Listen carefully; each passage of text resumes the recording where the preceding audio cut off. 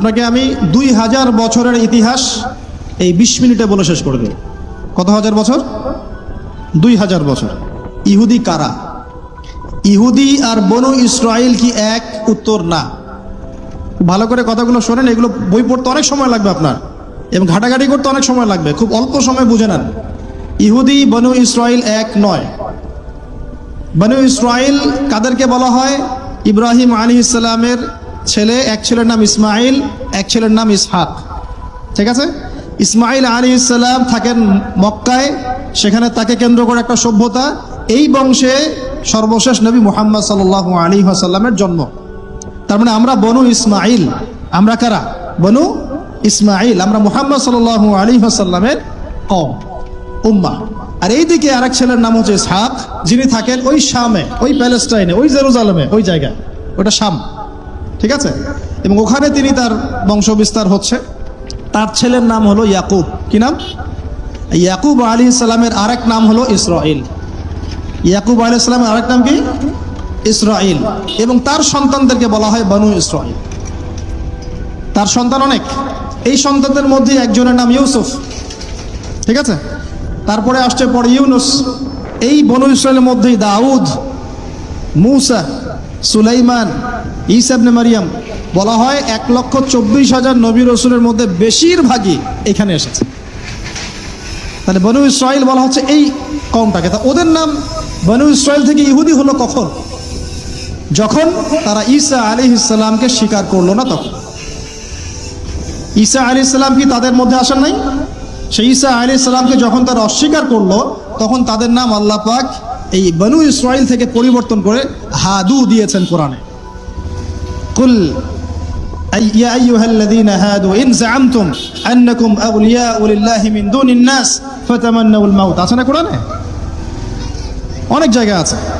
আল্লাহ পাক তখন তাদেরকে আর বনু ইসরাইল বলছেন না, বলছেন ইয়াহুদ। কি বলছেন? এই যে নাম আসলো ইহুদি। তো বনু ইসরাইল এবং ইহুদি এক নয়। বনু ইসরাইলরা ভালো ছিল এবং তারা ওই সময়কার মুসলিম ছিল। যখন তারা আল্লাহ পাকের আনুগত্য করেছিল, আল্লাহ পাক তাদেরকে সমৃদ্ধি দিয়েছিলেন, ঠিক আমাদের মতোই। আর যখন তারা আল্লাহ পাকের আনুগত্য করে নাই, পথভ্রষ্ট হয়ে যায়, আল্লাহ পাক তাদেরকে শাস্তি দিয়েছেন।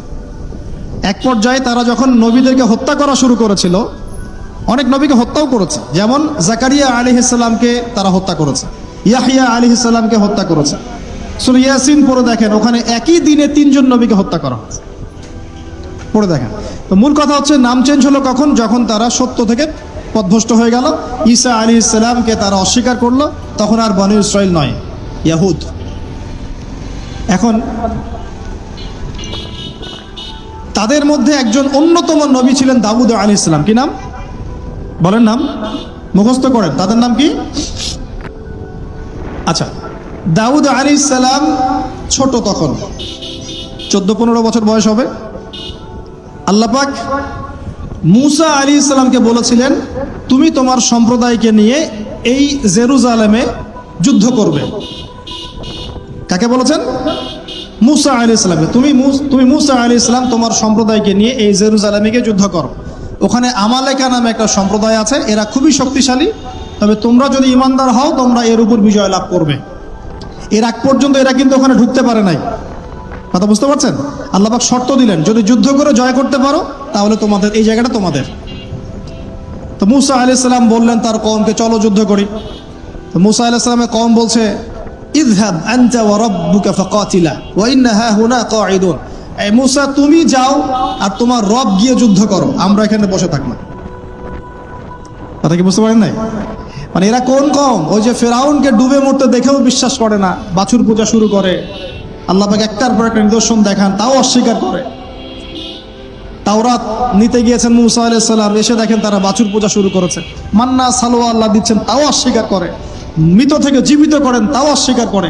শেষমেশ বলে বসলো যে ইয়া মূসা লান নুমিনা লাকা হাত্তা নারাল্লাহা জাহরা। হে মূসা, আমরা তোমার প্রতি বিশ্বাস করব না যতক্ষণ আল্লাহকে সামনে দেখাচ্ছ আমাদের চোখ দিয়ে। এটা সেই জাত যে নবীদেরকে এত কষ্ট দিয়েছে। মূসা আলাইহিস সালাম যখন বললেন চলো, আল্লাহ পাক যুদ্ধের কথা বলেছেন, ওটা যুদ্ধ করে জয় করতে পারলে আমাদের হয়ে যাবে। তো বলছে ওখানে আমালেকা সম্প্রদায় আছে এত বড় শক্তিশালী, তুমি যাও, তোমার রব গিয়ে যুদ্ধ করো, আমরা এখানে বসে আছি।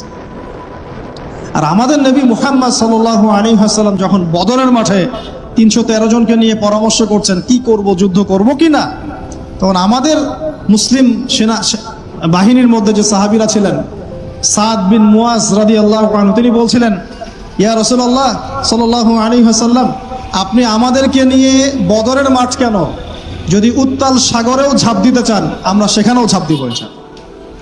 কত পার্থক্য, তাই না? তিনি বলছিলেন যে আমরা সেই কথা আপনাকে বলবো না যেই কথা মূসা আর কওম মূসাকে বলেছে, বরং আপনি যদি আদেশ করেন আমরা উত্তাল সাগরেও ঝাঁপ দিতে পারি।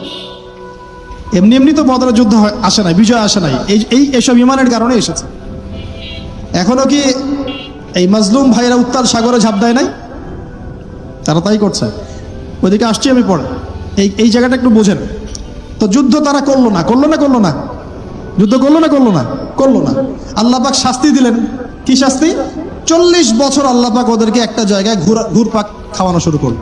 সকালে উঠে একটা পাহাড়কে কেন্দ্র করে ঘুরতো, সন্ধ্যায় এসে আবার